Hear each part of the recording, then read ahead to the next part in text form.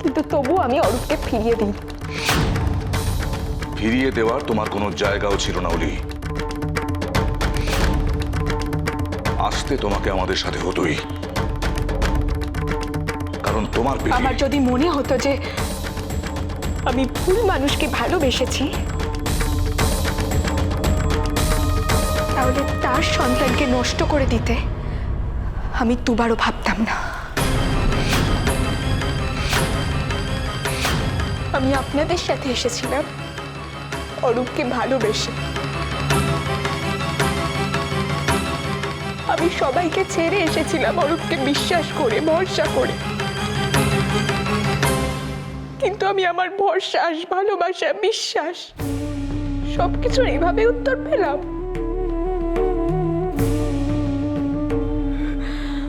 অরূপ, আমি জানি না আমি তোমার কাছে কি, কিন্তু আমার কাছে তুমি সব।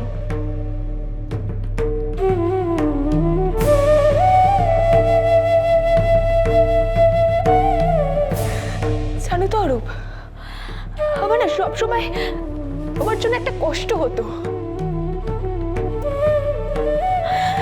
যে তুমি খুব একা, খুব অসহায়, খুব দুঃখী। কিন্তু আজকে আমি সত্যি বুঝতে পারছি যে তুমি কতটা একা, কতটা অসহায়। আর তোমার এই সব দুঃখ কষ্টের জন্য তাই তুমি নিচে। ওই বাড়ি থেকে চলে আসার পর নিজের ভাগ্যকে দুষেছি, বাবা মাকে ছেড়ে চলে এসে গুমড়েছি, ভেবেছি আমি সবকিছু হারিয়ে ফেলেছি। কিন্তু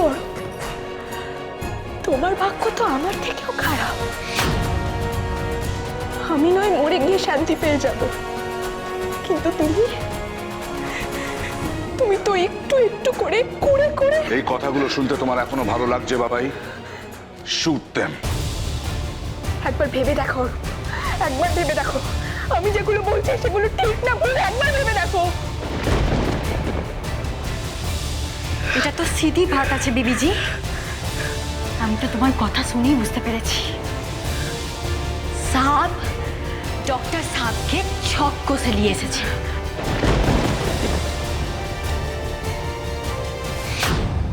দেরিতে হলেও আমি সবটা বুঝতে পেরেছি, কিন্তু আমার কাছে সব জলের মতো পরিষ্কার হলেও অরূপ, তুমি এখনো কিছুই বোঝোনি। আর একটা কথা বললে কিন্তু আমি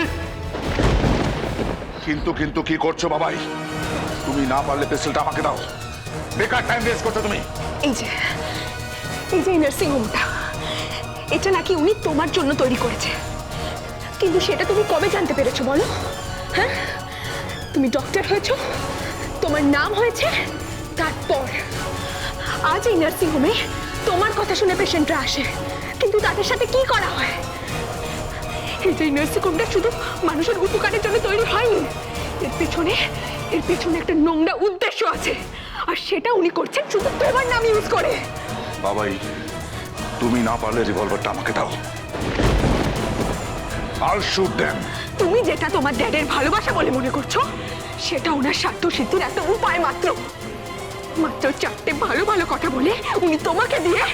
दिल से नहीं डॉक्टर साहब, दिमाग से सोचिए आप। Shoot them, বাবাই, shoot them. কি এত ভাবছো তুমি? আমি হয়তো আর থাকবো না অরূপ, আমি হয়তো মরে যাব, কিন্তু একদিন তুমি বুঝবে যে তোমার ড্যাড এক ঢিলে দুটো পাখি মারতে চেয়েছিলেন।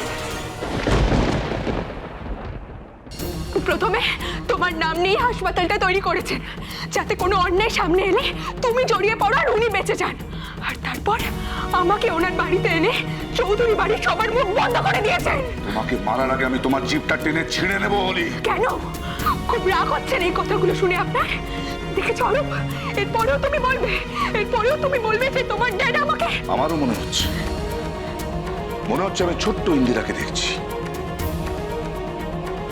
ইন্দিরা তো নিজে কিছু করতে পারলো না, কিন্তু রক্তবীজের বংশ ছড়িয়ে দিয়ে গেছে, এদিক ওদিক ছড়িয়ে রয়েছে সব পার্টস গুলো। আমার সঙ্গে ইন্দিরার সম্পর্কটা একটু অন্যরকম।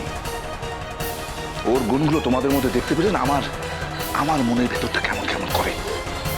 ভালো ট্রেনিং দিয়েছে তোমাদের, ভালো। সব প্রতিবাদী নারীদের দল, কিন্তু তোমাদের টিম বড় হওয়ার আগেই ছোট হয়ে যাবে এই যা দুঃখের।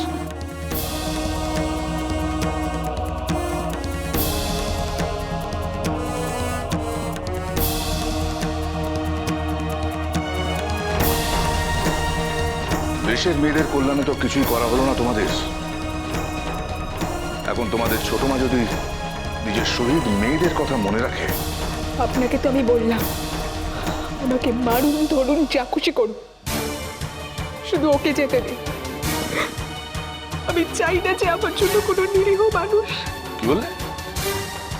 নিরীহ মানুষ? এত নাটক করে কি ভেবেছিলে তুমি পার পেয়ে যাবে? কনক চৌধুরী, ঘাসে মুখ দিয়ে আমি চলি না। যতই তুমি ঘুমটায় মুখ ঢেকে রাখো, যতই তুমি হিন্দি বলিয়া ওড়াও, অনেক আগেই আমি তোমায় বুঝে গেছি। অনেক ভালো চেষ্টা করেছো, কনসেন্টে আঘাত দিয়ে অনেক কথাও বললে, কিন্তু শেষ চেষ্টা মাঠে মারা গেল। আজ তোমাদের দুজনের কেউ এখান থেকে বেঁচে ফিরতে পারবে না। और एक बंगाली कहावत याद আসছে साहब। और एक बंगाली कहावत?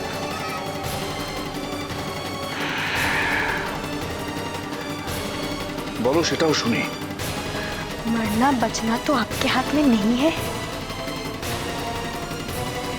वो क्या कहते हैं, राखी हो रही तो फिर मारेगी।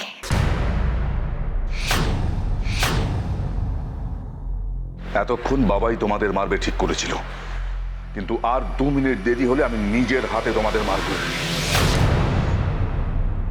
মেরে ফেলো আমাকে, আমি আর বাঁচতে চাই না, শেষ করে দাও আমাকে। বাঁচিয়েও রাখতে চাই না তোমাকে আর অলি, তবে তোমার আগে মরবে ও। না না, আমাকে আগে মারো, আমাকে আগে শেষ করে দাও। কি হলো? মারো আমাকে, মারো। অলি ছেড়ে শেষ করে দাও আমাকে। অলি এরকম করো না। অলি কি করছো কি? অলি এরকম করো না।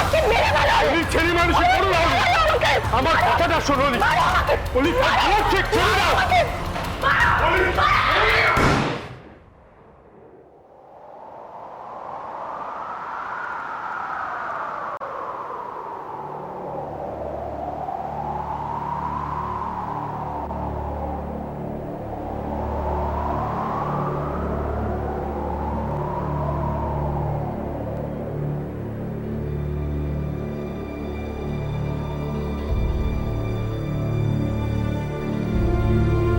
আজ আমার যা কিছু